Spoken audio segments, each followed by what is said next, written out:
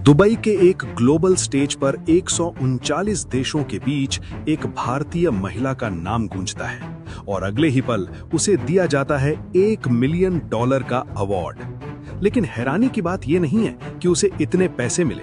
हैरानी की बात यह है कि उस महिला के पास ना कोई बड़ा स्कूल था, ना कोई यूनिवर्सिटी डिग्री की लंबी लिस्ट और ना ही वो किसी सरकारी सिस्टम का हिस्सा थी। फिर भी उसने ऐसा क्या किया कि 5000 से ज्यादा नॉमिनेशंस में से सिर्फ उसी को चुना गया। उसने ना स्कूल बनाया बल्कि पूरा शहर ही स्कूल बना दिया। आज की कहानी उसी भारतीय महिला की है जिसने ये साबित कर दिया कि अगर सिस्टम काम नहीं करता तो सिस्टम के बाहर जाकर भी इतिहास लिखा जा सकता है। ग्लोबल टीचर प्राइज दुनिया के सबसे प्रतिष्ठित अवार्ड्स में से एक है, जहां हार्वर्ड और ऑक्सफोर्ड जैसे संस्थानों से जुड़े लोग आते हैं। हर साल हजारों टीचर्स और एजुकेटर्स इसमें नॉमिनेट होते हैं और उनमें से सिर्फ एक को मिलता है ये सम्मान। जब इंडिया की इस महिला का नाम अनाउंस हुआ तो वो सिर्फ एक जीत नहीं थी, ये एक आइडिया की जीत थी। एक ऐसा आइडिया जो कहता है कि एजुकेशन 4 दीवारों में नहीं, माइंडसेट में होती है। लेकिन असली सवाल अब भी वही है, आखिर उसने किया क्या था? ये कहानी किसी एसी क्लासरूम से शुरू नहीं होती। ये शुरू होती है उन बस्तियों से जहां बच्चे स्कूल जाने के बजाय या तो कचरा बीनते थे या छोटे मोटे काम में लग जाते थे। यहाँ रूबल नागी ने मिसाल मुंबई की नींव रखी। उन्होंने देखा कि समस्या किताबों की नहीं बल्कि उस बदबूदार माहौल की थी जिसे बच्चों ने अपनी नियति मान लिया था। केस 1। एक 10 साल का लड़का दिन भर प्लास्टिक और बोतलें इकट्ठा करता था। उसे अपनी भाषा तक ठीक से नहीं आती थी। रूबल ने उसे क्लासरूम में नहीं बुलाया बल्कि उसे हाथ में ब्रश पकड़ा दिया। पहले उसे ड्राइंग दी गई, फिर अल्फाबेट्स और 2 साल के अंदर वो बेसिक इंग्लिश पढ़ने लगा। आज वो बच्चा अपनी बस्ती का चेंज एजेंट है। केस 2। एक लड़की जिसकी पढ़ाई 5वीं के बाद घर की गरीबी और रूढ़िवादी सोच की वजह से रुक गई थी। घर वालों ने कहा कि अब पढ़ाई नहीं, घर संभालो। लेकिन रूबल के कम्युनिटी टीचिंग मॉडल ने उसे फिर से किताबों से जोड़ा और आज वही लड़की ओपन स्कूलिंग से 10वीं पास कर चुकी है। ये बदलाव ओवरनाइट नहीं हुआ। सबसे बड़ा बदलाव ये था कि बच्चों के दिमाग से ये डर निकालना कि पढ़ाई उनके लिए नहीं है। पहले वो सोचते थे कि ये हमारे बस की बात नहीं है। फिर धीरे धीरे माइंडसेट बदला, शायद हम भी कर सकते हैं। और यही शिफ्ट सबसे खतरनाक और पावरफुल था, क्योंकि स्किल सिखाना आसान है लेकिन बिलीफ बदलना सबसे मुश्किल। अब सवाल आता है, ये सब पॉसिबल कैसे हुआ? आप और भी चौंकेंगे कि इस सब करने के लिए उन्होंने ऐसे ऐसे मेथड अप्लाई किए कि आप हैरान हो जाएंगे। जब बच्चे स्कूल नहीं आ रहे थे तो उन्होंने एक सीधा और क्रांतिकारी फैसला लिया, स्कूल को बच्चों के पास ले जाओ। उन्होंने किताबें नहीं बदली, उन्होंने एनवायरनमेंट बदल दिया। Step 1, walls as classrooms. झुग्गियों की खाली और बदरंग दीवारें उनकी पहली क्लासरूम बनी। उन्होंने 1.5 लाख से ज्यादा दीवारों को रंग दिया। उन पर अल्फाबेट्स लिखे गए, मैप्स बनाए गए, नंबर्स, शेप्स, एनिमल्स, सब विजुअल्स में। अब बच्चा पढ़ने नहीं बैठता था, वो खेलते खेलते सीख रहा था। Step 2, sanitation and trust. उन्होंने सिर्फ पेंट नहीं किया बल्कि घरों की वाटरप्रूफिंग और साफ सफाई भी करवाई। जब बस्तियां चमकने लगी तो वहां रहने वाले लोगों का माइंडसेट बदल गया। उन्हें लगा कि वो भी सम्मान के हकदार हैं। Step 3, empowering the mothers. Rubal ने देखा कि अगर मां जागरूक नहीं होगी तो बच्चा कभी स्कूल नहीं टिकेगा। उन्होंने औरतों के लिए सिलाई और कंप्यूटर सेंटर खोले।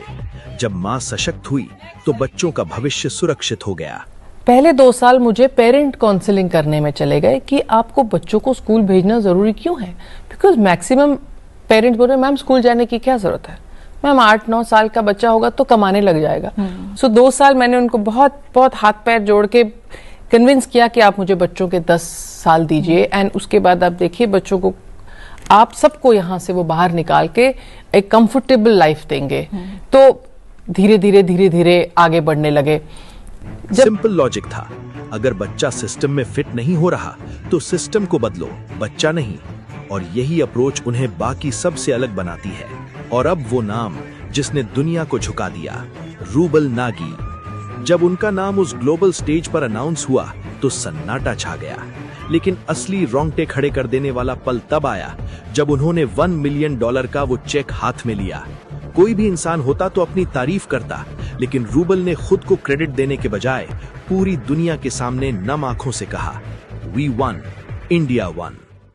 We won, India won, Bharat won. This is win of all my bachas, my kids, my family, my country.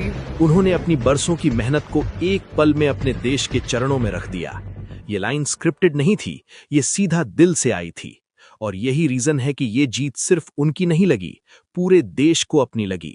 खुद को जीरो बनाकर अपने देश को हीरो बनाना ही एक सच्चे लीडर की पहचान है। रूबल नागी की कहानी किसी मजबूरी से नहीं, बल्कि एक बहुत बड़े त्याग से शुरू हुई थी। वो एक सफल सोशल एक्टिविस्ट, स्कल्प्टर और आर्टिस्ट थीं। उनकी बनाई कलाकृतियां मुंबई की सबसे महंगी गैलरीज और आलीशान होटल्स में लाखों में बिकती थीं। उनके पास शोहरत थी, पैसा था और एक आरामदायक जिंदगी थी। लेकिन उन्होंने एक चीज देखी, इंडिया के उन बच्चों की रियलिटी जिन्हें सिस्टम इग्नोर कर चुका था। उन्होंने देखा कि उनकी आर्ट सिर्फ अमीरों के ड्राइंग रूम की शोभा बढ़ा रही है, जबकि बाहर बच्चे कीचड़ में भविष्य ढूंढ रहे हैं। यहीं से डिसीजन आया, कंफर्टेबल लाइफ छोड़कर ग्राउंड लेवल पर काम करने का। उन्होंने अपनी ब्रश की ताकत को गैलरी से निकालकर बस्ती की दीवारों पर उतार दिया। कोई बड़ी सरकारी फंडिंग नहीं, कोई मैसिव इंफ्रास्ट्रक्चर नहीं, बस एक सिंपल शुरुआत, एक दीवार और कुछ रंग। तो जब हमने ये बड़े बड़े मैग्नानिमस म्यूरल्स कर दिए, दीवारों पे पेंट कर दिए, जब मैंने पहला म्यूरल ड्रॉ किया तो 10-20 बच्चे खड़े थे, दूसरा किया तो थोड़े और, तीसरा किया तो 200 के ऊपर बच्चे झुंड बना के खड़े थे, देख रहे क्या हो रहा है। हाँ। फिर एक बच्ची छोटी आई, मुझे बोली, अरे मैम ये तो वो है ना मैम, ऐसे पानी अगर हम नलका टाइट से बंद कर दे तो पानी नहीं गिरेगा, पानी बचेगा। मैम देखिए फिर कितना अच्छा होगा, हमारे घर में ज्यादा पानी आएगा। So these ideas started coming from children. So then we replicate this model in all the schools. फिर हमने स्कूल के जो हमारे रूम्स हैं जिनमें हम क्लासेस देते थे, उनको हमने बहुत ब्यूटीफुली पेंट कर दिया। ये जो हमारे आर्ट फॉर्म था, आर्ट बेस्ड एजुकेशन थी, ये एक लिविंग टेक्स्ट बुक बन गई। उन्होंने अपनी कला को ही अपना हथियार बना लिया। एक पेंट की बाल्टी से अगर कोई इंसान हजारों बच्चों की जिंदगी बदल सकता है, तो प्रॉब्लम रिसोर्सेज की नहीं है, प्रॉब्लम सोच की है। रूबल नाजी ने साबित कर दिया कि बदलाव के लिए किसी बड़ी परमिशन की नहीं, सिर्फ एक नेक इरादे की जरूरत होती है। अब सवाल सीधा है, तुम सिस्टम को ब्लेम करते रहोगे या अपने लेवल पर कुछ बदलोगे?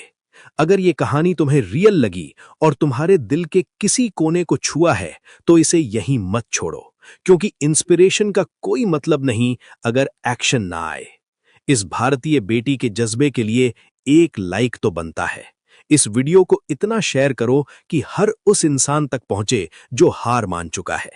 और ऐसी ही रोंगटे खड़े कर देने वाली कहानियों के लिए अभी सब्सक्राइब करें, क्योंकि जब भारत का हर नागरिक जागता है, तभी देश बदलता है।